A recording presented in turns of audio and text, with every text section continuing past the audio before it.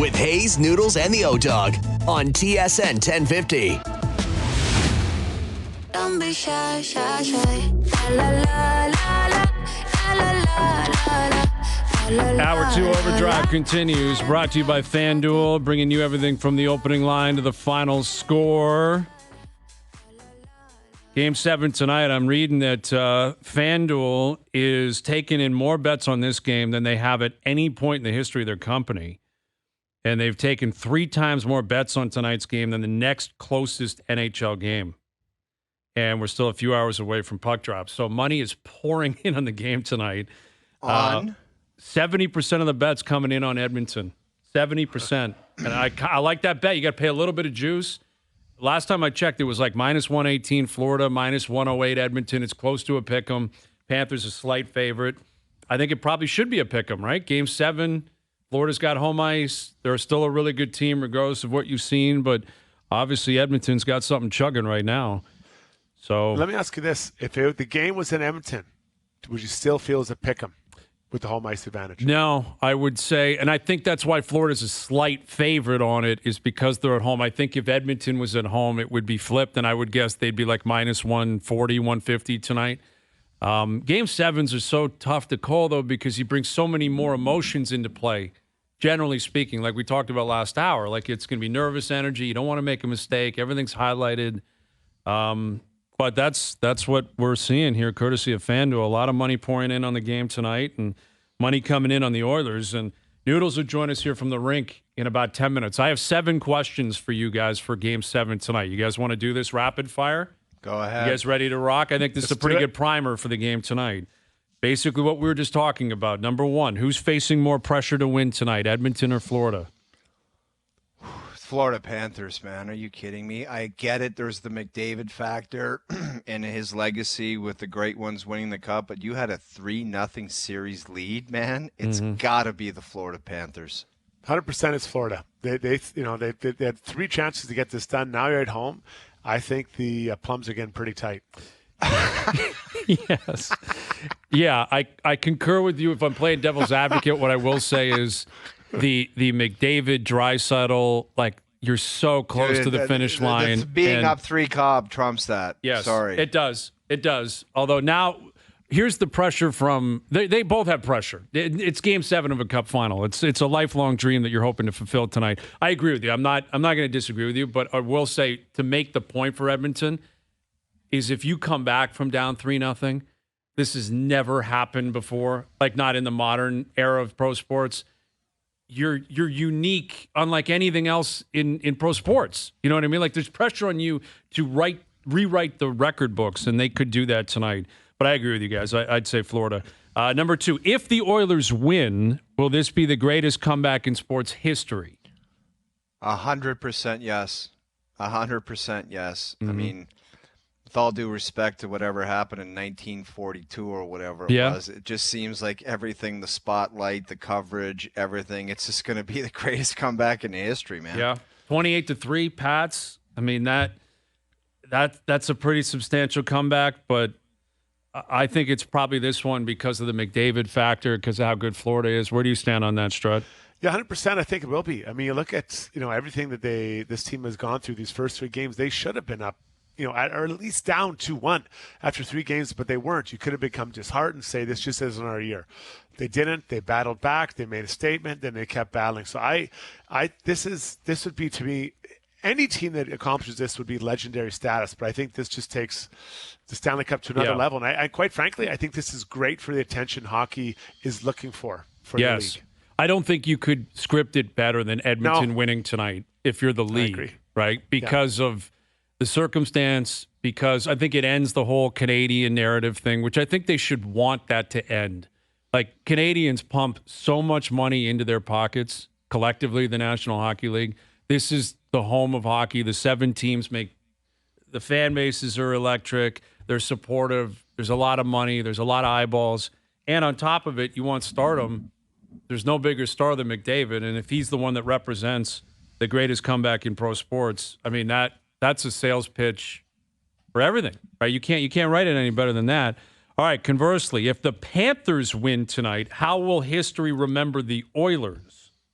How will the Oilers be remembered if Florida ends up winning tonight? They're just the team that thought they got back into it. I think Struddy said it at the beginning, or it might have been you, Brian. Nobody remembers that. You're just the team, and there might be, Duthie might do some documentary on the comeback that almost was, and he might go around and interview a bunch of guys, but that's all you get. Yeah, I'm with you. I think it's like, they made their fan base proud, right? They came back, they took it to the last game of the year. But you're right, no one will really remember it because you didn't finish it. And the players, you heard them talk about it. They said the story's not complete yet. The little author, the author of little kids' books, Hyman, it's not done yet. So I think that you need to complete this for the entire story to be compelling for years, if not decades to come. All right. Who do you have more faith in tonight, Stuart Skinner or Sergei Bobrovsky? I never thought I'd say this, but it's recency bias, and there's no other answer right now, but it's Stu Skinner. It is. I think you're right. And he's proven that. He's played great in these big games, man. His stats in game 4 through 7 are electric, and he looked great the other night. Yeah, so it's like Bobrovsky was all we talked about was him in the first 3 games where it's like we expected him to be the best player on the ice, and he's going to be unstoppable. I kept saying he's going to dominate again. It never happened. But I never thought I'd be talking about Stuart Skinner being more comfortable with him going in this game than Bobrovsky. But that's where I'm at. Yeah, you're right. You know what? I'm with you completely. And the thing that I'm surprised by is that Bobrovsky hasn't played since Friday night, right? No, they flew Saturday. Then Sunday, he didn't skate with the team. And then he has a morning skate this morning and plays tonight. Like, I'll be interested to ask Noodles because I would think you'd want to touch the ice at least one more time on an off day. So I wonder if he didn't maybe sneak off somewhere and practice, away under from the crowds. Under the radar. And I don't know if Noodles, if you've ever seen that, I want to ask him that because you're not practicing? What? Yeah. We haven't played since Friday. You'll have one little morning skate. And so Noodles at the bar sometimes at 4 a.m. would do the reverse VH and just hug the bar rail. Get your reps in wherever you can. Yeah, he would get his reps in. Yeah, I mean, can't believe it. Listen, their talents haven't changed. Bob's the better goalie. Like on any given night, Bob's he's a Vezina winner. I think he's probably going to the Hall of Fame. Although tonight might determine and in that. a lot of different circumstances, you're taking Bob by just saying those things. He's the better goalie, but recency bias. This guy has played better. Yes, he has. Stuart Skinner's record at the back end of series is proving to be true in this one too. And I never ever thought I would take him over Bob in this scenario. Think about what's on the line for these guys. Like Bob could go to the Hall of Fame. Maybe he goes there anyway. I think if he wins tonight, he's going. If Skinner wins tonight, there's probably your starter for Canada moving forward. Like that's what's on the line for him, Strud. But O-Dog, like as a shooter, doesn't Skinner look humongous right now? Absolutely. I always had difficulty with when the modern day goalie came in and Bobby Lou was one of the first ones. You come down the wing, you're like, there's nothing to see there. Yeah. There's nothing to see there. Yeah, he looks Compared gigantic. To maybe, especially early in some of these series, O-Dog, he looked really small. And now he looks like he's a wall. And I wasn't a scorer. I'm like, I'm just going to throw it in the corner. I'll try to get the cycle going. I'm not even going to try to shoot this thing. All right, question number 5. This gets to what you were asking a few moments ago. Does home ice matter tonight? Should. That's the only way I can answer it. It should. I don't think it does, though. I think in a Game 7, you drop the puck. There's going to be Oiler fans there. I don't think the crowd will be loud. Panther fans are going to show up, but isn't there data that the road team has more success in Game 7s for the Cup on the line? I don't know if that's true. I believe there is. I believe there is with the series on the line. Doogie, please get on it. Find that, please. Guys, so when Nuno's and I used to go out, Nuno's loved to bar hop. And there's always a better bar. And I remember one time we were at this bar, it was rocking, absolutely rocking. It was so much fun. He's like, I got a better place. I'm like, I'm looking around like, better than this? Like we were like killing it in here. So we leave. We go to the next bar, and it was the worst bar I've ever seen. There was nothing going on. And that is what it's like for these teams. The Rogers Place has been rocking. Like we're talking deafening sound and noise, them screaming and singing Bon Jovi's Living on a Prayer. Yep. And then you go back to Florida, it's going to be crickets. It'll have zero effect on the Oilers and minimal impact on Florida, I believe. So I think this is almost like a neutral site game, in my opinion, compared to what they've dealt with for 3 games back in Rogers Place in Edmonton. Yeah, Edmonton was a clear home ice advantage. Crazy, I don't think it will be tonight. I mean, obviously they get the matchup that, Maurice can dictate a number of different things, but I don't think that's going to make an impact on the outcome of the game.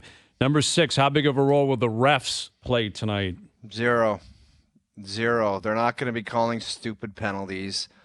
Like, why would the refs have an impact in Game 7? Well, I mean, you can argue both ways. Do you want them to just call the game as they see it, which means 6-7 power plays tonight? Would you rather they put their whistle away, which means they miss a big call with 3 minutes to go because the whistles are put away? There's got to be an obvious. They're going to treat from the drop of the puck, I would imagine. I don't know who the referees are from Game 7, but I would imagine they're going to treat the drop of the puck as if it's sudden death overtime. Mm-hmm. And it's going to have to be an egregious play, taking away an excellent scoring chance or an outrageous elbow or something malicious for them to make a call. That's how I would say they'll treat this game. Yep. Injuries are taking away a scoring chance. Those are things they're calling. And so, for the Oilers, it's probably not ideal, not because of their power play, but because of their penalty kill. They get so much energy out of their penalty kill, and it brings them a lot of energy. And then what happens? Then you run out the big line of Leon Connor and Hyman right after that, and you get more energy off that. So if you're the Oilers, honestly, you'd probably like to see 2-3 each way because of the importance it plays for your team. The Oilers' PK is so good right now, too. So man. good. It's insane. I've never seen anything like it. It's electric to the point where they're challenging that call the other night, understanding if they lose, sure, you're going to the box. I don't even think they cared, Strud. They were fine with either outcome. And so Mark Stewart took that over, or was given that assignment by Chris Knobloch when Jay Woodcroft was removed. And Mark Stewart's done an amazing job. And let's keep in mind, on paper, he's the third assistant coach for this Oilers team. If you're a team that's looking to improve on your penalty kill and you're watching this playoff run, I think that Mark Stewart's is I think that usually they can move on for a better opportunity. I think he could get a better opportunity somewhere else this summer. Mm-hmm. So I think the Oilers have to be careful about, what obviously his pay maybe or the name of his role on this team, because if I'm a team that has a bad penalty kill, I'm calling the Oilers and trying to take Mark Stewart away from him. Yeah. Like tomorrow. Absolutely, man. This has been a legacy year for him. Like anyone that's running the special teams or the PK down the stretch and in the playoffs has been electric. All right, number 7. This is ultimately all that matters. Who wins tonight? Who do we have winning the ball game tonight? Oh, man, we have to pick one winner. Edmonton or Florida. That's why we play the game. You pick first. I'll go. Go ahead, Strud. I'm obviously going to get abused here on the twit machine, but I've got it as the Oilers, guys, and this is why. I believe the Oilers are rolling and Florida's reeling. They're waiting for something to happen that's bad to them. That is Florida. And I think the Oilers are going to get it done. I think they're calm. Their game, every area of their game is working well. People, the depth scoring, the big guys have scored. Penalty kill, power play, goaltending. Like, is that going to drop off? I have a hard time. So Oilers, I'll go 3-1. Okay. I'm on the oil. I've been flip-flopping. I was on Florida. Oh, I know. And then I was on Florida to win it in 6 or 7. Everything you just said, Struddy, I agree with. It just feels like the belief is completely flipped. Like Edmonton, they're faster. They're on their toes. They're starting games better. Their goaltender's in a better place. And Florida's trying to will themselves into believing they can do it. I'm not sure that they can, but I don't think Edmonton's willing anything. I think they believe they can and will win tonight. I'll go against the grain just because I don't like you two guys. I'm going to say Florida in a close one just because I don't think that they can play 4 bad games in a row. Yep, and that's reasonable. Yep. Like, how often do we say that? When the Panthers were up 3-0, we're like, can't beat this team 4 times in a row. And, yeah, sure, you beat them 3 times, but this will probably be the toughest test tonight. Let's head down to Florida, where I'm sure it is ridiculously hot. I'm sure the buzz is starting to get cooking down there, probably from Oiler fans who are down there tailgating already. There's our main man, Jamie Noodles McLennan. We got you over FaceTime, 2 Noodles. How we doing, buddy? How we feeling? I'm all right.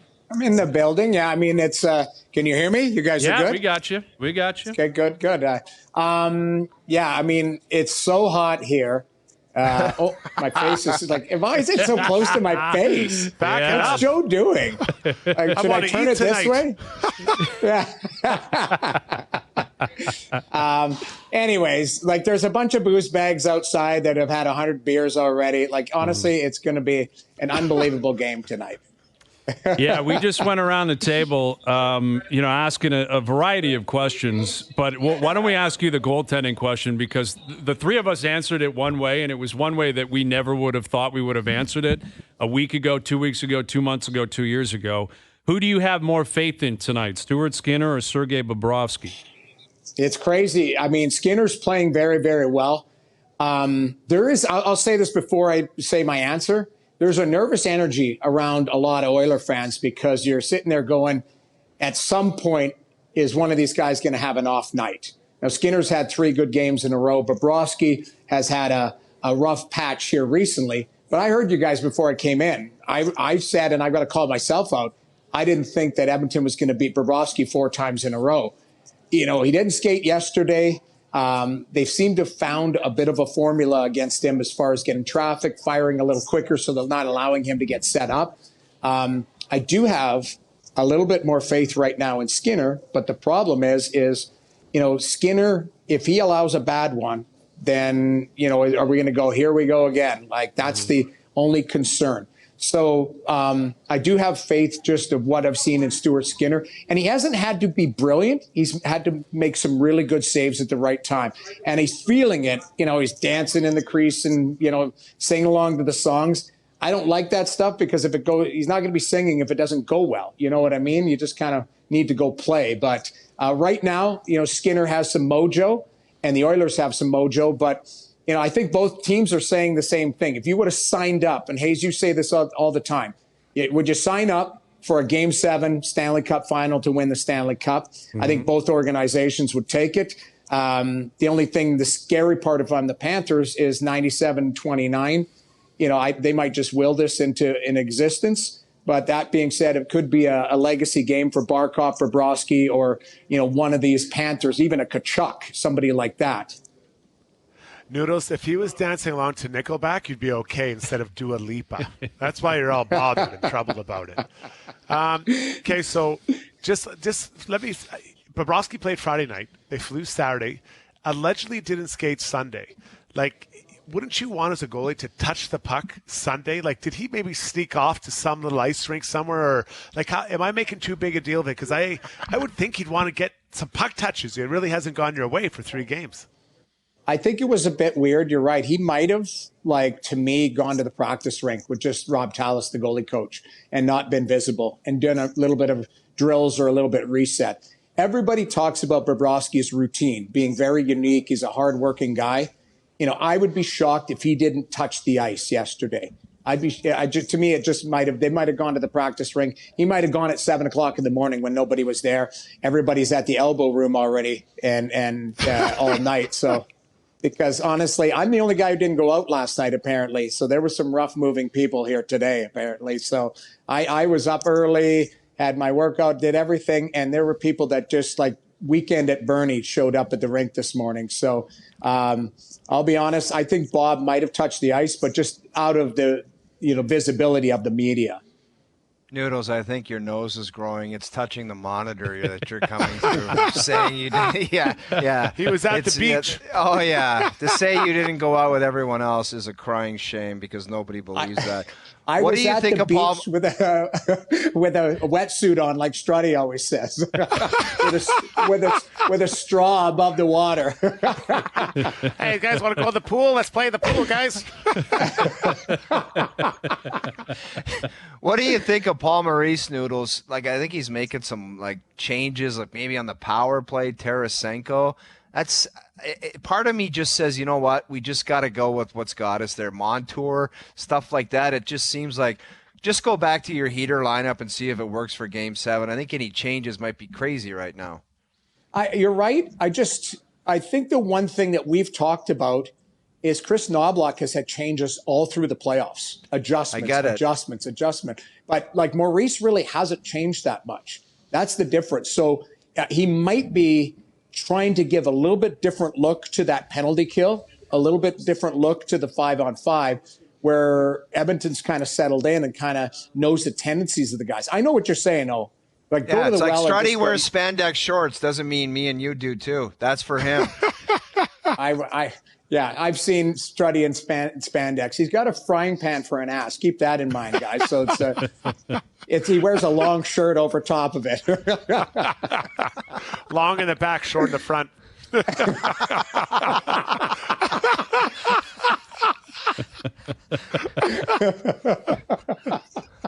But you know what? Oh, I just think almost lip services. It's enough. Like, it's Game 7. If guys don't come to play tonight, you know what's going to happen. Like, I think this is going to be a close game. I really do. I think if you're Edmonton, your start is critical, because if Florida gets on the board early, that's a little bit different. They haven't been chasing the game. The Oilers haven't been chasing the game very much recently. So it would be a different look if Florida starts and maybe gets one or two early on.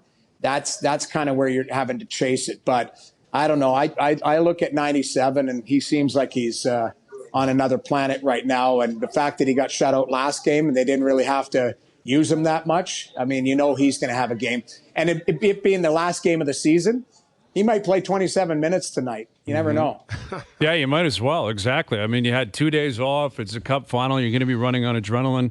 I think you probably just lean into your best players tonight with Jamie McLennan Noodles live in the building ahead of Oilers Panthers Game 7 tonight. There's the Leafs and Joseph Woll trying to steal the limelight today, Noodles, with Kevin Weeks reporting that they're on the verge of a 3-year extension, somewhere around $3.5 to $4 million. That will kick in after this upcoming season. Next year, he's still getting paid only about $800,000. If that ends up happening, and Weeks, he's obviously incredibly connected. There's no reason to believe that won't end up happening. What do you make of that move by the Leafs, and what do you think it tells you about their plans for the goaltending position this summer? It tells me that their plans they are married to this guy, and rightfully so. This would be termed a bridge deal. And it also says to me that they're not going big game hunting. To me, it's they're going to sign somebody or trade for somebody who's going to be a tandem and try and help Joseph Woll to get to that next level. And what I mean by that is you're looking at Stolars, you're looking at, Larry Brossoit, you're looking at Talbot, guys like that, instead of trying to land Saros or, if you were in on Markstrom before he got traded. Like, that's where that's where I go with this, is they want to give a pathway to see what this kid is capable of. Now, keep in mind, I say kid. Yeah, I think he's the same age as Stuart Skinner. Mm-hmm. So you're watching the template with, the Edmonton Oilers here going, all right, the Oilers, gave him the keys to the car and see if he could drive it. The challenge with Joseph Woll has just been health. So I think what you need is depth, so that if Woll gets injured or hits the ditch, you can have somebody come in and play with him, but not get in his way of his progress. So I think it's the right move, but it comes back to maybe what they think of him. They like him. They know there's upside there, but how much? Because, every time that he seemed to get to a point where he's getting in a groove, he wasn't available to the group. So if he can get over that injury hump, they're going to really see what they have in a player in Joseph Woll. Stability in between the pipes seems really important. And then what about that D cork in front of them? I know we're a week away from free agency, Noodles. Mm-hmm. Is there, knowing Woll and knowing what this team needs, is there a guy that you like out there as a kind of to help out Woll? I think it's not one, Struddy. I'm not lying. I think it's three. Like, I'm talking a 3-pack of defensemen that you bring in. Now, it doesn't have to be the sexiest names, but it has to be guys who, are solidified players.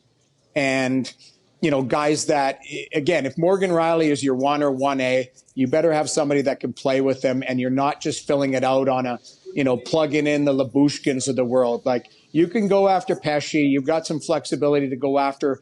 I don't know if they're going to go Montour hunting. I think Montour, regardless of what's happened here in the finals for him, he's going to get a big number and a lot of term. I don't know if that's the fit for the Toronto Maple Leafs, but I would argue that they need two right-shot defensemen and a left-shot defenseman that can play and be slotted. So whether that's in your 3-4 range, somebody who can play in a 2, somebody who can play in a 4, and somebody who can play in a 6. And that can actually be legitimate guys, not guys that you hope can, find the Simone Benoit type of situation. It's guys who are NHL ready so that you look at that defensive core and go, that's not a detriment. So Struddy, I don't have a name for you, but I think Tree's got a lot of work to do on that back end. And I don't think it's just one guy. I think we're talking about 2 or 3 minimum. So, Noodles, you took last night off allegedly. Does that mean you have a full tank for tonight? Like, what's the plan post-game? Well, we're going to be on the ice. So, I mean, I don't know, like at 8 o'clock start, you're going to be walking around whether Florida wins or whether Edmonton wins. I know all of these people. The last thing I would do is be a floater at a cup party because I'm not invited. Like, I'm not, I didn't win it. And I enjoyed my night Friday night in Edmonton. I had a buddy in town. And he would not let me leave his hotel room. It was 4 or 5 o'clock, and I don't even know what it was. But I got home, and I was like, "That's enough." But so I've kind of had my enjoyment. Now I've got to be a professional and work, and I will be. I won't be in studio tomorrow, but I'll be at home. All right. So you're not going to pull a Drake, is what you're saying. You're not going to try to get into like the big. Whoever wins tonight, you're not going to knock on the door. I want to see viz of Noodles getting in the room like Drake. Like, hey, can I come in there? I want to see that for sure. That's exactly what happened. Because that. Drake was trying to get in the room and he got stiff-armed by security. Yep. That would be me. If Edmonton wins, I'm like, hi, Connor. Hi, it's Noodles. And like, get the hell out of here, you pigeon. Or if Florida wins, I'm like, I used to play for the Panthers 17 games. They're like, get out of here, alumni loser, beat it. Yep. Like Louis will pretend that he doesn't know me, or Caber. What do you think, Caber? Old ass face. Ugly tonight, face. Man? What do you think? I don't know. I haven't even talked. They're going to be so nervous, man. Like, how could you not be? Like, Bill Zito looks like a nervous wreck. Like the other night, they panned to him at one point. Like he never stands up. I'm fascinated by that. He is sitting down the whole time, and he's a nervous wreck. And yet, I get the impression Ken Holland kind of represents his team. He just looks cool, calm, collected whenever they show him. He's like, all right, let's go play hockey. Let's go win another cup. I appreciate that approach, but I would think everyone will be nervous tonight, and it'll be a great atmosphere. So enjoy it. There's a ton of nervous energy. Yeah, ton of nervous energy here on both sides. I don't know what's going to happen. I can't predict it, but I think it'll be a tight game. I don't think we're going to see an ugly blowout. I think we're going to see a tight one, and obviously we'll be breaking it down at 4 o'clock tomorrow. Yes, we will. All right, Noodles, safe travels. We'll chat with you tomorrow. I'll be waving from the winning room in the background. Yes. Try to get in for us. Make sure there's tape of it. There's Noodles joining us here on the Maple Toyota Hotline. Check out Maple Toyota's huge truck and SUV lineup, including Tundra, 4Runner, Highlander, and Grand Highlander, in stock and ready to deliver. Visit mapletoyota.com. Drake did put a massive bet on the Oilers to win. I wouldn't be surprised if he was there tonight. Like, there'll be celebrity floaters all over the place tonight. Didn't he bet 1.5 or something before the series even started? I think it was a massive amount of money getting plus money on the Oilers to win the cup. Yeah, it was big money. Noodles will have to work hard to beat the Drake in there. But, what was with Noodles' phone? Did he have it around, harmonica holder and have it, sitting right in front of his face? Whiskey mitts, man, because it was shaking and everything. Why are you so close to your phone? It's not like you're, a hottest guy, a Jonas brother. No kidding. Yeah, we didn't need that close pan. That was totally and then it's like when somebody says, hey, can I get a pic with you? And they hand their phone to somebody, and the person comes right up to your grill. Yeah. And I always say, can you back up a little bit? There's no need for you to be that close to my face. Well, and he blames Joe from the bridge, too. Like, Joe's not directing his phone and how close it is to his face. No. His nose looked like a pineapple. Yeah, that was huge. That was unnecessary. Unripe, too. Yeah, exactly. Out of season. Well, he took the night off last night, so he's ready to go. Allegedly. As if he did. Yeah. Is there only one bar in Fort Lauderdale, or can people go elsewhere? There's so many places to go, and everyone goes to the hockey people. That's what they do. There's all these great spots, but they find the crummiest bar that, this is where the hockey people go, and they just cram themselves in there, and it's dirty and grubby and hot and sweaty, but it's the greatest time ever. Yeah. But this is what happens, is it gets passed on from generation to generation. Like when you go into the league at 22, someone saw a hot girl in this bar 5 years ago. Hey, we're all going back there again, right? She might be there still. It doesn't work that way. What I mean? No, exactly. There's cycles here. Find a new place every once in a while. But it's the Elbow Room, always in Florida. Elbow Room. And I've been there. It's a cool spot, but there's other cool places. There's probably other good spots. Cool spot, but could care less if I ever step foot back in there. Exactly. Like, definitely not mandatory attendance if you're down in Fort Lauderdale for a Panthers game. But anyway, it's go time tonight. Kevin Lowe will join us in about a half an hour. Steve Phillips in an hour. Any redeeming qualities to this Blue Jays team in this Blue Jays season? I can't think of any. Maybe Steve can help us out. And what happens with the Relvis Martinez moving forward? You know, you're gone for 80 games. You're taking PEDs. That's a pretty significant blemish on your resume. You know, and you've barely been in the major leagues. How do the Jays and how does Martinez handle this moving forward? We'll catch up with Steve later this afternoon. OverDrive continues. TSN 1050 and on the TSN app. All right, Kevin Lowe will join us in about a half an hour. Steve Phillips still to come. Jays at Fenway tonight. Oilers, Panthers, Game 7 tonight. There's a lot going on in the NHL as well in terms of free agency. A week today is July 1. You know, the draft is later in the week. The awards are later in the week. You've got free agency coming. You've already had trades from last week. There's a lot of rumors going on, which probably speaks to, again, how long the season has been, how long the Cup Final's gone, where I don't blame these other teams. They're not going to wait. Perfect world, nothing pushes Game 7 off the mantle, and nothing will. Once the puck drops, that's all that's going to matter. And the hype today is largely surrounding the game, but in individual markets, if you get rumors and reports like the Joseph Woll one, like, people in Toronto want to hear about that. You know, obviously they're intrigued by the game tonight, but once these two wrap up whatever's going to happen tonight and whoever's going to win tonight, you're into the offseason and everyone's back in the game. Maybe we'll get the crazy offseason that we've been promised for 5 years. You know, the one where everything is going to happen, but it's going to happen on the draft floor. I like it. I like it, and I want to see it. Struddy, are you calling your shot on that too, or what? No, I mean, I had no idea about Pierre-Luc Dubois and that trade. I was, when that came across, I was floored, absolutely floored. Really, for both, like that Kings were able to get out of that contract, that the Capitals wanted that contract and that player, who may find a little bit more motivation somewhere else. Let me just get something straight on that contract. So that contract just went to Washington, no retaining salary, nothing. Nothing. Yeah. Nothing. No. It feels desperate. It feels really desperate to me. I agree with you. I think I wouldn't be in the business of taking on Pierre-Luc Dubois. I know what his talents are. I know what he's capable of doing. And if he plays to that capability, the guy's a stud. He's 100%. A really good player. But he has proven, he's been in the league a long time, and he's been inconsistent basically since day one. And I can't think of a bigger indictment on the player than the team who traded for you and then signed you. They got a year into you and said, I've got to get out of here. Like, I have to get rid of this player. And the way I look at it, that's a great move to get him out. I'm sorry. Like, you can't take the chance. And that must be like some prominent players in that room saying, we just can't do this with this guy. Sorry. Mm-hmm. Like, we can't get where we need to go with this guy in the fold. So no thanks. It was a miss, and move it, because nobody wants to deal with it. And I feel like I don't often feel bad for guys, but there's just got to be something up with that guy off the ice, where it's like, you watch him play in a playoff series in the bubble against the Leafs, you're like, this guy's going to be a prominent power forward in the game for the next 10 years. And then after that, he just turns into ninja dust, and everyone falls into the promise, and they're like, I need that guy. And he demands that at two different places, and then you're like, what the hell's wrong with this guy? A fourth-line plumber? Insane for that to happen to him. That's quite a drop-off. It's incredible. You think about when he played, I think it was in Columbus when he played Tampa. I remember thinking, this guy's going to be an absolute stud. He was a strud muffin. He was. He was arguably the best player on the ice, and that was good Tampa teams.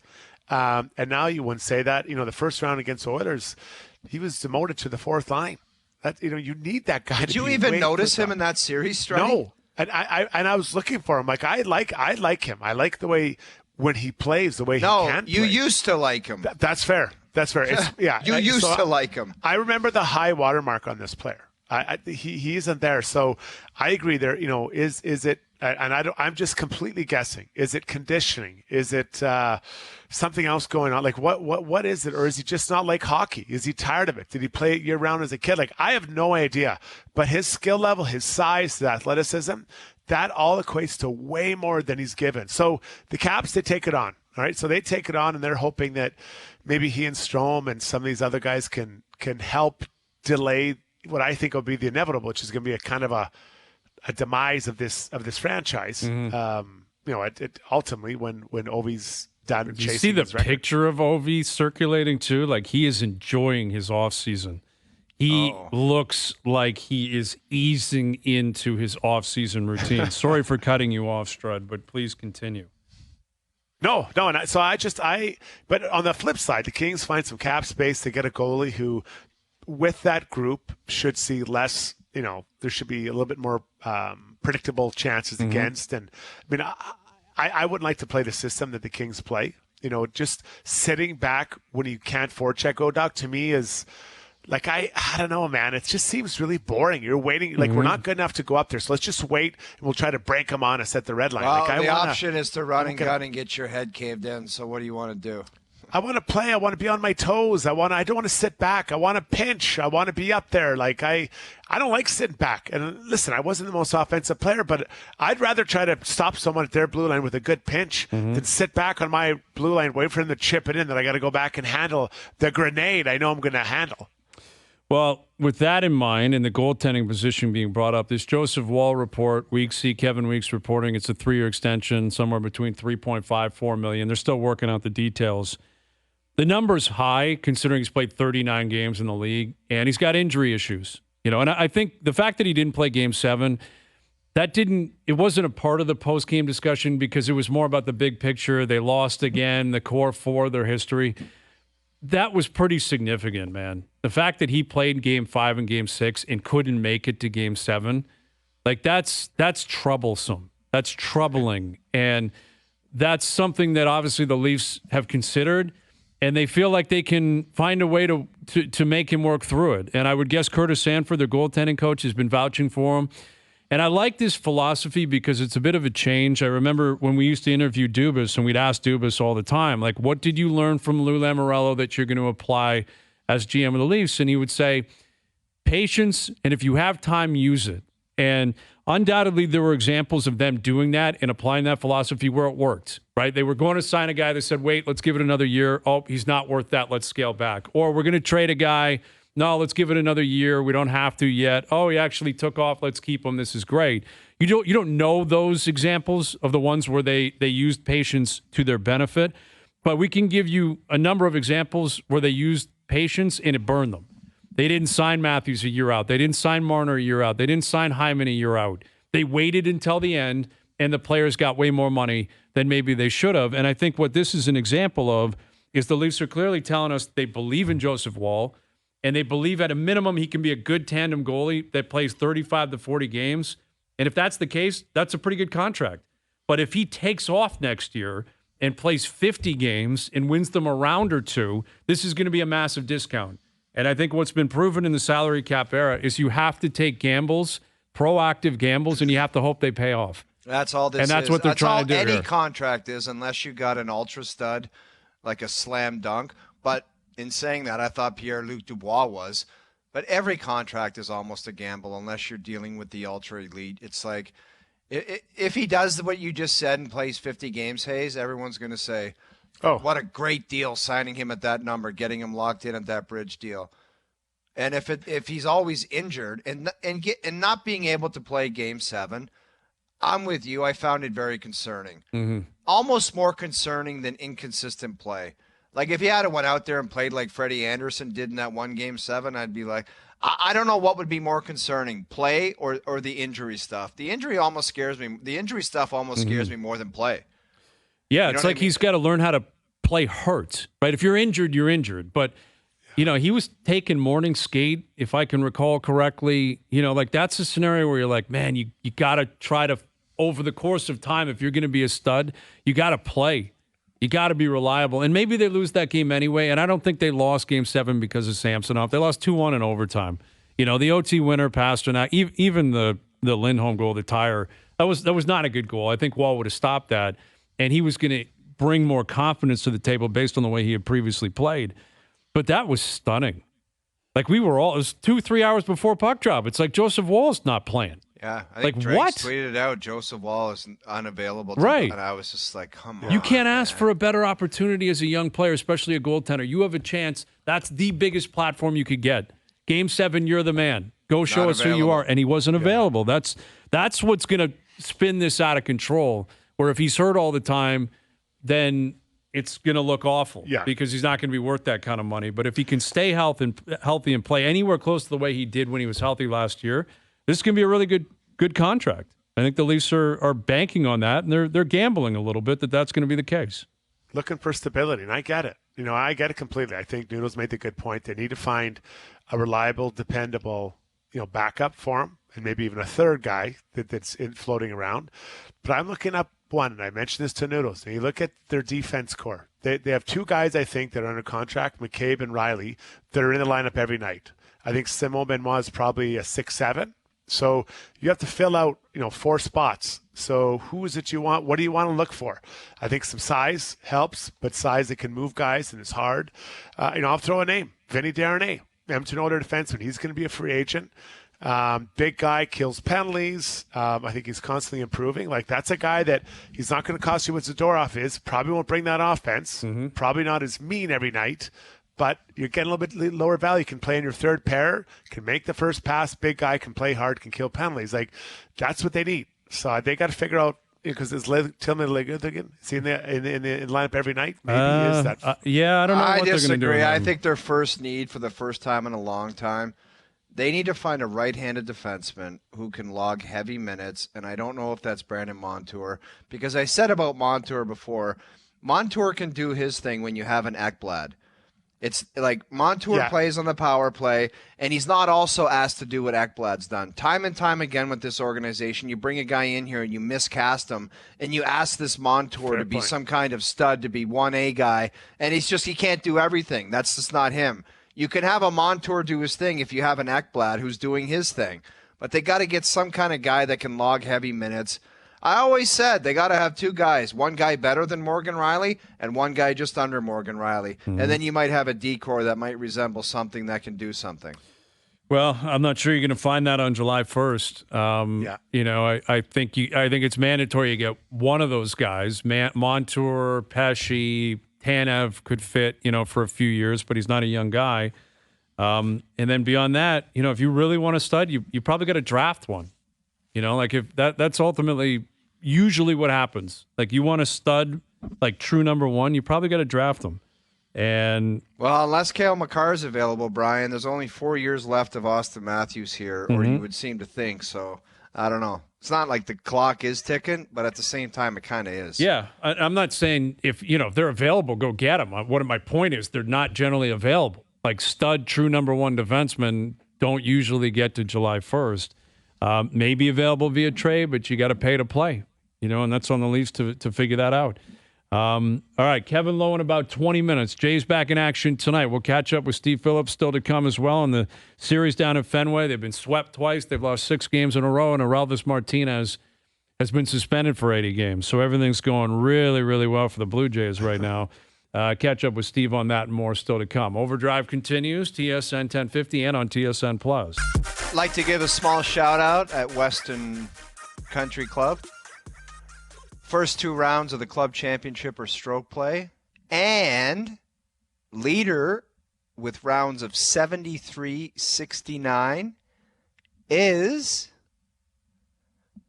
hazy guess. Mike Crapper. You know it. Yes. Mike Crapper is the leader in the clubhouse with rounds of 73-69. Wow, man, he is a stick, like you said. Like, I love it, man. Crapper's my guy. I root for him religiously. I'm a big fan, and I support the fact that he's chugging at the Club C. Yeah. That's very, very, very, very impressive. And I thought you would want to know that. And he is chugging along. And reporting from other people that played in his group said his game is dialed right now. Okay, man. Some windy conditions. Crapper, a 69 and a 73 in tough conditions. Wow, that's shooting golf, man, because that would mean the course is in great shape. And seems a bit early in the year for the Club C. I like that, though. That means everything's dialed in. It's warm. It's beautiful. Great weather. Yeah. All right, the Crapper. Mike Crapper making things happen. How about that, Strud? I got to play him still, man. The challenge is outstanding as far as I'm As far as I know, right? Like, he hasn't taken that off the table. Oh, he wants your head on a stick. There's no question about that. Well, clearly I got to get a lot of strokes. I mean, if this guy's shooting 69, 69, 73 from what tees? I don't know. Dude, the guy, he's going to crush you regardless. Yes, of course he will. He could give him he could give you 18 shots and he'll still crush you. That's not true. Dude. That's categorically untrue. Jeez. You put me in a pressure situation where the handicaps are on point. The crap stops here. I would dust Crapper, and I mean that. I really do. I mean that. Like if his handicap is where it's supposed to be and mine's finely tuned. You think if Crapper gives you a shot a hole, you beat him? You give me 18? Are you nuts? How many times have I played Weston? Have I ever shot 80, 88, 87? What do you normally shoot? I'm taking Crapper. I'll put my own money down and not even play, and I'll be a viewer. You've seen me shoot 18 shots, and I'm 80. taking Crapper every day of the week. I'm with you. Hasey, you melt in a Game 7 situation. Melt. We just had Justin Williams on, and you're not him. You will melt. You're right. I'm closer to a Mr. Game 1 than I am a Game 7. I'm not disputing that, but I'm just saying I don't know if Mike Crapper, he's still got to close, right? What if he shoots an 84 tomorrow? He's gonna crap away the Club C, and I don't want to see that happen. I'm rooting for him. I want an update tomorrow at 4:00. Hey, forget the hockey game tonight. I want to know what ends up happening tomorrow at the Club Championships. All right? I'll do it. I'll get the info. Thank you. All right, final hour coming up. Kevin Lowe will join us. Steve Phillips coming up. Our best bets brought to you by FanDuel, and we're teeing up Game 7 tonight. OverDrive continues. TSN 1050 and on the TSN app.